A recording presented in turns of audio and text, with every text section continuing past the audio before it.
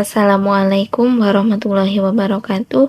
Izin memperkenalkan diri, nama saya Ani Putri Handayani, NPM 2201060001, Program Studi Tadris Matematika, kelas TPMA, Angkatan 2022 semester 2. Pada video kali ini, saya akan membahas tentang contoh soal praktis. Sebelum itu, saya akan mengulas kembali materi sebelumnya tentang kemonotonan. Definisi. Misalkan F terdefinisi pada interval I, terbuka, tertutup, atau tak satu pun, kita katakan bahwa F naik pada I jika untuk setiap pasang bilangan X1 dan X2 dalam interval I, X1 kurang dari X2, maka Fx1 kurang dari Fx2. F turun pada I jika untuk setiap pasang bilangan X1 dan X2 dalam interval I, X1 kurang dari X2, maka Fx1 lebih dari Fx2. F monoton murni pada interval I jika F naik pada I ataupun turun pada I.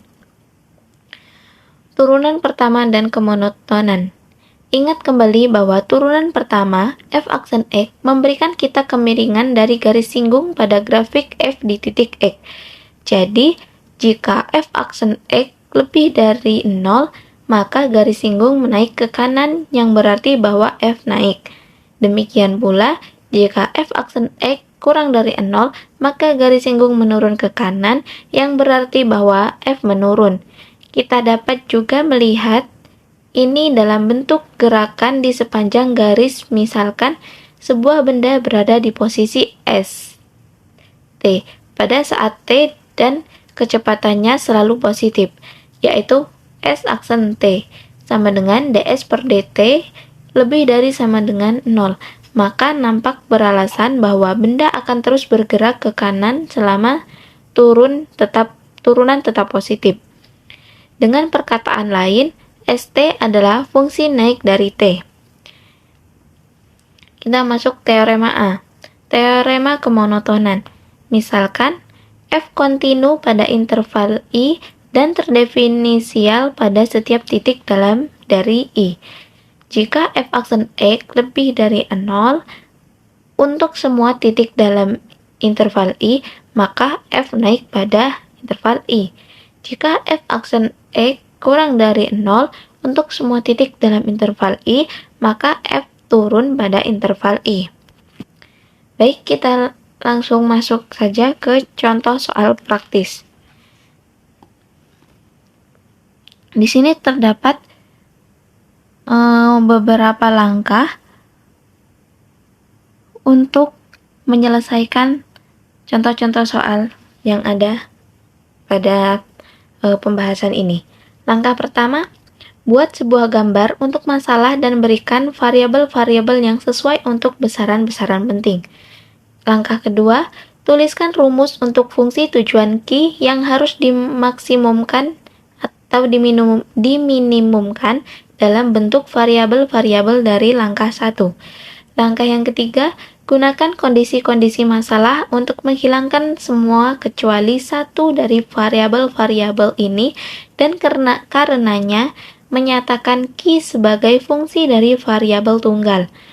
Langkah yang keempat, carilah titik-titik kritis, yaitu titik ujung, titik stasioner, dan titik singular. Langkah yang kelima, substitusikan nilai-nilai kritis ke dalam fungsi tujuan atau gunakan teori dari subbab terakhir, yaitu uji turunan pertama dan kedua, untuk menentukan maksimum atau minimum. Di sini contoh, kotak segi 4 akan dibuat dari selembar papan dengan panjang 24 inci dan lebar 9 inci.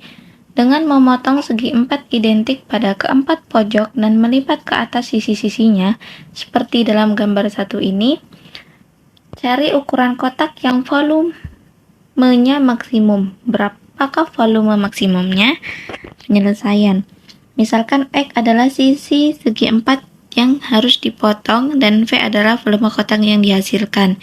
Nah, di sini ini setiap sudutnya ini kita potong dimana ini adalah X. Nah, habis itu kita lipat ke atas, maka dia akan membentuk balok seperti ini. Maka dihasilkan F sama dengan 9 min 2X kali 24 min 2X. Kenapa di sini 2X? Karena kan di sini ini kan ini apa namanya? Di sini kan 9.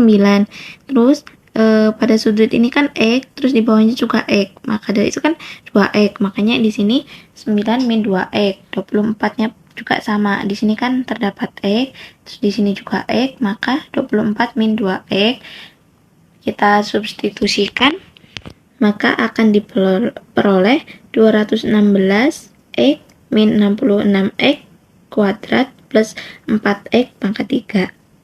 Nah, sekarang X tidak dapat lebih kecil dari 0 ataupun lebih besar dari 4,5. Nah, kenapa di sini kita bisa mengatakan 0 dan 4,5? Kita kan kita tahu X-nya itu kan berarti ada di antara 0 sampai 4,5. Karena apa? Karena kan ini kan tadi 9 min 2E kan. Nah, jika disamakan kan berarti 2X, supaya 2X itu menjadi 9 kan, maka X-nya itu 4,5. Maka di sini 0 sampai dengan 4,5. Jadi, masalah kita adalah memaksimumkan V pada interval tertutup 0 sampai 4,5. Titik-titik stasioner ditemukan dengan menetapkan dV per dx sama dengan 0 dan menyelesaikan persamaan yang dihasilkan. Nah, maka di sini kan dV per dx sama dengan 216 min 132 ini tadi dari 66 kuadrat ini tadi ditambah 12 dari 4 kali 3, 12x kuadrat sama dengan,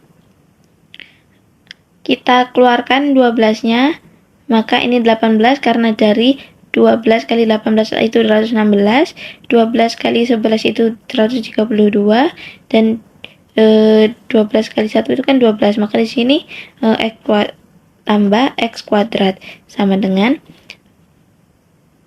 12, kita 12, di sini kan dia kan harus sama dengan 0.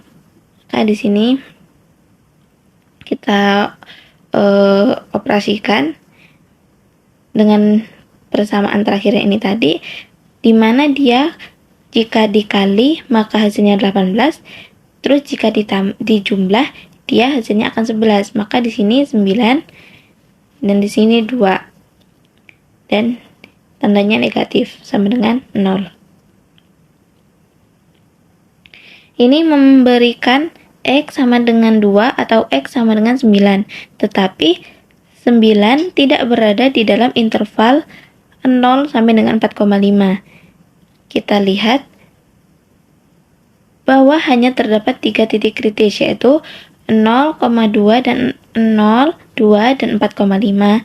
Pada titik-titik ujung 0 dan 4,5 itu sama dengan 0. Karena apa? Karena kan kita substitusikan tuh ke volumenya ini tadi. Nah, kalau dia itu kan 0, berarti jika kita kalikan kan maka hasilnya semuanya akan menjadi 0. Untuk yang V sama dengan 0-nya. Terus yang untuk V sama dengan 4,5-nya itu juga kan 2 kali 4,5 itu kan hasilnya 9. Terus habis itu 9 kurang 9 kan 0. Nah, salah satu pengalinya jika sudah ada yang 0, maka otomatis semuanya nanti kan bila dikalikan 0. Maka di sini volumenya 0 juga. Terus jika pada V sama dengan 2, kita substitusikan ke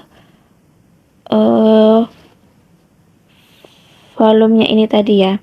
Maka kan menjadi 24 dikali 24 dikurang 2x dikali 9 dikurang 2x, dimana x-nya itu kan di sini 2, maka kan 2 kali 2 4, maka 24 dikurang 4 itu hasilnya 20, terus 29 dikurang 4 itu hasilnya 5, terus x-nya itu kan 2, maka 20 kali 5 dikali 2 itu hasilnya 200.